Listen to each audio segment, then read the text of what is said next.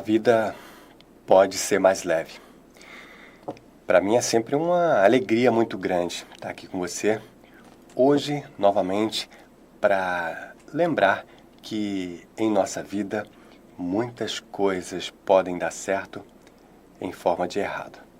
Mas Hugo, como assim, cara? Nossa vida pode dar certo em forma de errado? Exatamente. Eu costumo dizer que na minha vida muitas coisas foram assim.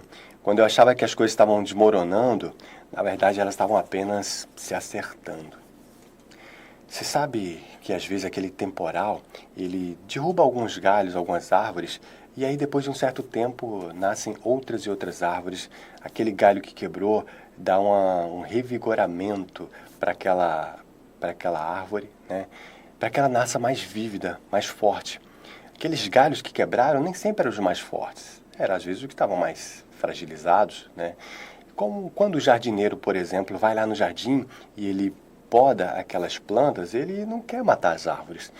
Ele quer simplesmente tirar o excesso, ou quem sabe o não utilizado, o seco, o velho de certa forma, para que o novo possa brotar.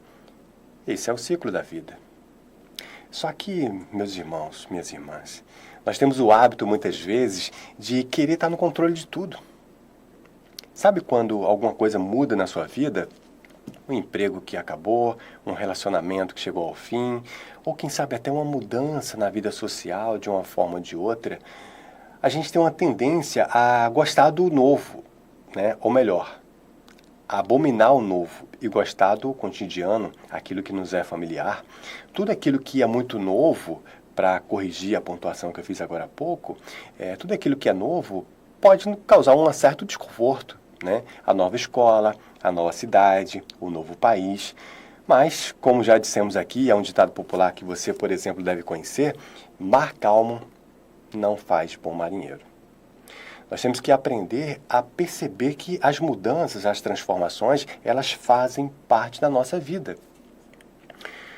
Quando nós morávamos no ventre da nossa mãe, nós estávamos num lugar maravilhoso, quentinho, digamos assim, bem confortável através daquele líquido amniótico que nos colocava num ambiente, uma temperatura maravilhosamente agradável, confortavelmente para que a gente pudesse ficar aqueles primeiros meses ali da nossa existência, crescendo, nos nutrindo, ouvindo aquele som, aquela sinfonia incrível, que era o batido ou batimento do coração da nossa mãe. Olha só, se você fizer um exercício e se ver como um feto, por exemplo, lá no ventre da sua mãe, ouvindo aquele barulho do coração dela, o batimento cardíaco, sentindo ali aquela energia, eu tenho certeza que você vai sentir uma sensação muito agradável. Mas, como tudo nessa vida, chegou a hora da transformação, a hora da mudança. E essa hora da transformação nos faz sair de um ambiente extremamente familiar, e bota familiar nisso, né? E nos leva para uma outra existência. Daqui a pouco saímos de um lugar confortável, quentinho, agradável, e vamos para um outro lugar com iluminação excessiva, um clima hostil porque é muito mais frio. Alguém nos pega, nos joga, nos bate, nos corta, e daqui a pouco nós estamos numa outra realidade. Esse é o nascimento. Essa é a transformação. Mas nós precisamos passar por isso. É assim, por exemplo, né, quando nós estamos aprendendo a andar, caímos e levantamos. É assim, por exemplo, quando estamos nascendo os dentes, quando nós estamos mudando os dentes. É assim para as meninas no período que começa a menstruar. Olha quantas transformações. Na adolescência, que você chega num momento que você se vê, você não sabe mais o que você é. Você perdeu sua identidade, porque você não é mais criança, mas também não é adulto. Você é um adolescente. O que é um adolescente? Nada. Pelo menos é assim que a gente se acha quando a gente é adolescente, né? E fica aquela confusão mental. Você já tem um corpo quase de adulto, mas você não sabe gerir aquilo ali. É como se você tivesse um carro e não soubesse dirigir, né? E aí vem todo aquele momento da confusão, tentando arranjar seu espaço na sociedade, tentando fazer as escolhas certas na vida profissional, na vida acadêmica, nas questões sexuais, aprendendo a lidar com toda essa realidade. Mas essa confusão é o que precede a transformação e é o que precede o conhecimento. Quando a gente está aprendendo alguma coisa nova, primeiro você vem aquele momento da ignorância, depois você começa a entender que vem a questão do conhecimento, né? Vem a confusão mental e daqui a pouco você transcende, aprende. Meus irmãos, nós temos que entender que nós não estamos no controle de absolutamente nada. Nós temos que entender claramente que nós temos que fazer aquilo que está dentro do nosso alcance, para que a nossa vida seja muito melhor. Porque olha que coisa interessante. Vamos dividir aqui 3 grupos. Um grupo vive como, sabe aquele coelhinho do livro Alice no País das Maravilhas, que ele corre excessivamente para lá e para cá? Pois é, ele nem sempre chega a nenhum lugar. Mas ele está correndo e ele cansa. E ele não sabe onde está correndo, nem por que ele está correndo. Ele não sabe nem para quê, nem por quê e nem para onde. E aí vira uma confusão gigantesca. Então, muitos de nós estamos correndo excessivamente sem um objetivo, sem uma meta e sem um descanso. E outros estão paradíssimos lá de braço cruzado, achando que Deus vai mandar alguém com tudo pronto para que ele possa simplesmente entrar e assumir o posto. E o terceiro grupo, Hugo?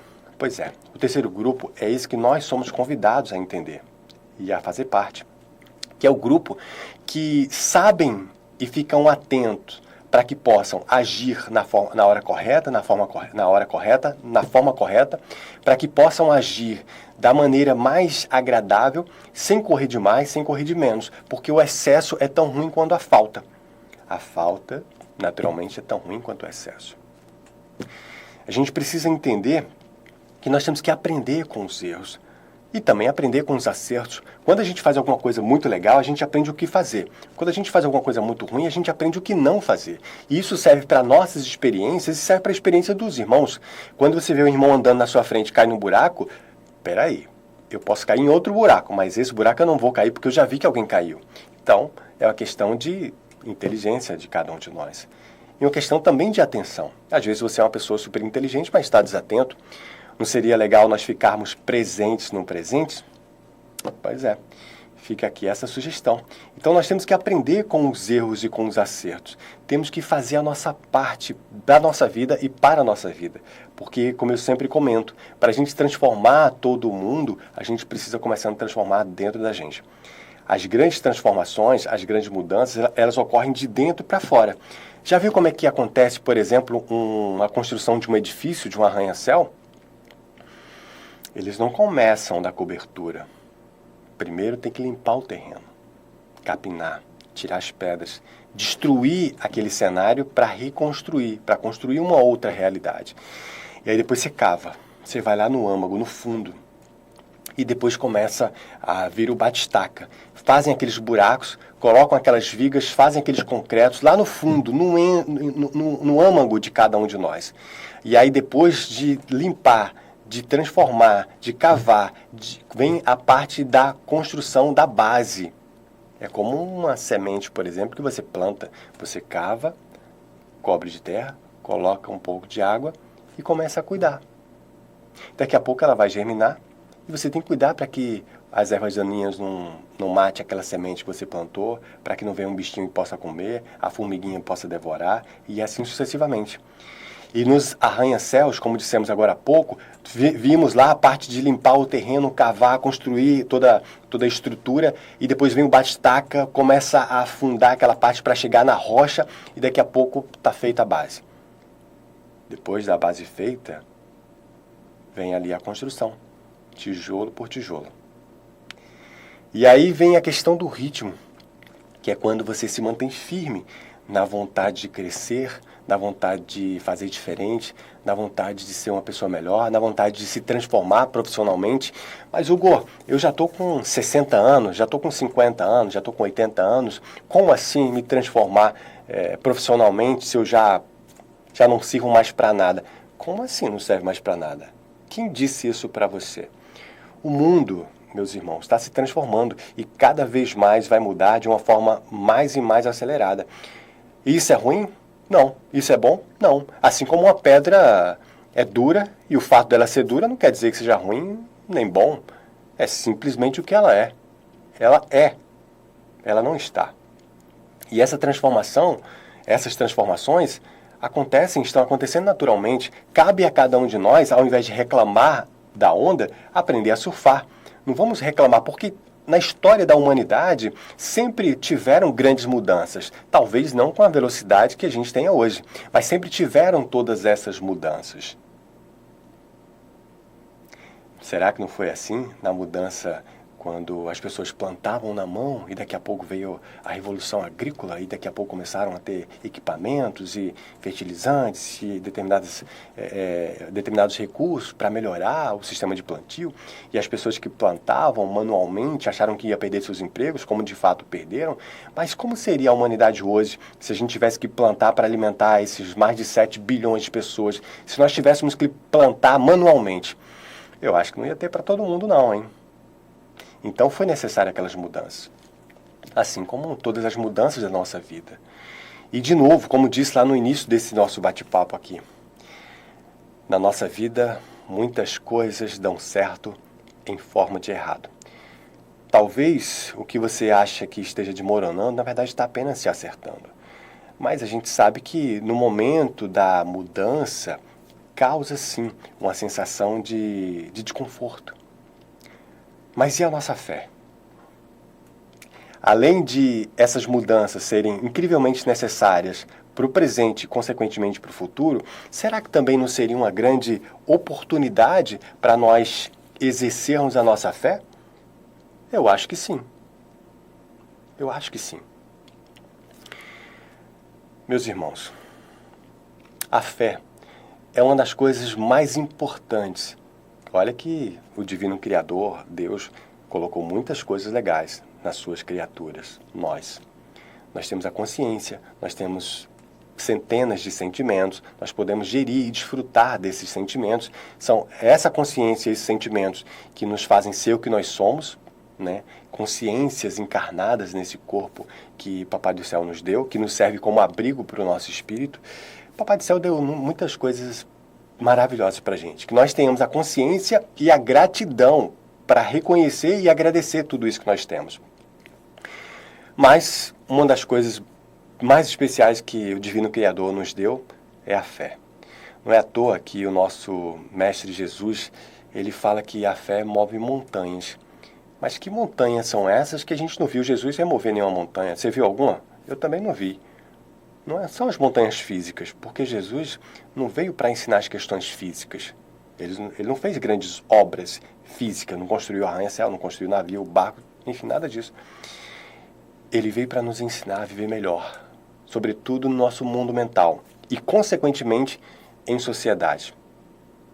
E as montanhas que ele vem nos ensinar a transformar, a transmutar, são as montanhas dos medos, das mágoas, das fobias, das inseguranças, dos egos, porque o tema do nosso bate-papo hoje é que muitas coisas dão certo em forma de errado.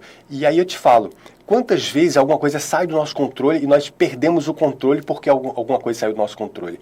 Ou nós tínhamos uma ilusão que determinada coisa ou situação estava no nosso controle, quando na verdade nada está no nosso controle, porque nós não controlamos nada. Nós temos ali como se fosse o seu apartamento. O seu apartamento você pode decidir o que você vai fazer. Se você vai deitar no chão, deitar na cama, armar uma rede, ligar a televisão, ligar o som, ficar de vestido, de calça. O apartamento é seu. Mas você não pode derrubar o apartamento do vizinho. Nem pode derrubar o seu teto porque é o piso da casa de alguém. Nem pode furar o seu piso porque é o teto da casa de alguém. Então nós vivemos numa sociedade universal. A nossa sociedade, digamos assim, planetária, as nossas comunidades, digamos assim, as cidades, os estados, os países, são pequenos fragmentos do que é o todo. A nossa comunidade planetária, por exemplo, fazemos parte só aqui no nosso sistema de outros planetas, né? O que aconteceria se a Terra evaporasse, se a Terra sumisse? Atrapalharia todo o sistema solar. Nós não estamos sozinhos. Nós somos frutos de uma família universal, né? Como disse Jesus, a nossa casa tem muitas moradas. Tem muitas moradas na nossa casa, na casa do nosso Pai. E se tem moradas, naturalmente tem habitantes, né? Que pai seria esse tão, digamos assim, material, se tivesse preocupado em fazer as moradas e não cuidasse dos moradores, dos seus filhos, das suas criaturas? É uma questão de lógica. Mas voltando para cá, E a nossa percepção do controle, meus irmãos? Você que está aí agora me ouvindo, você que perdeu o emprego, você que brigou com seu namorado, sua namorada, você que perdeu seu marido, sua esposa, o seu filho que foi para outro estado estudar, trabalhar, aquele que vai sair para casar, a sua filha que foi para casa do namorado e parece que não quer mais voltar porque está melhor lá do que aqui. Aquela pessoa, você que está sentindo aquela dor de perda, seja ela qual for, por que não viver esse momento de luto, sabendo que, assim como o jardineiro que vem no jardim tirar aquele excesso de folhas, ele não quer matar as árvores, ele quer tirar o excesso para que o novo brote.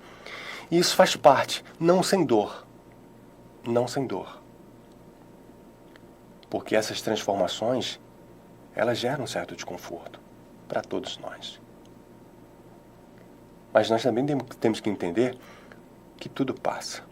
Assim como os momentos bons passam e passaram, e passarão, as dores, as angústias, as perdas, elas também vão passar. É como se você estivesse fazendo uma longa viagem no seu carro. Você passou por desertos, por montanhas, às vezes você passa por uma mata linda, mas você tem que seguir viagem e aquele cenário vai ficar para trás.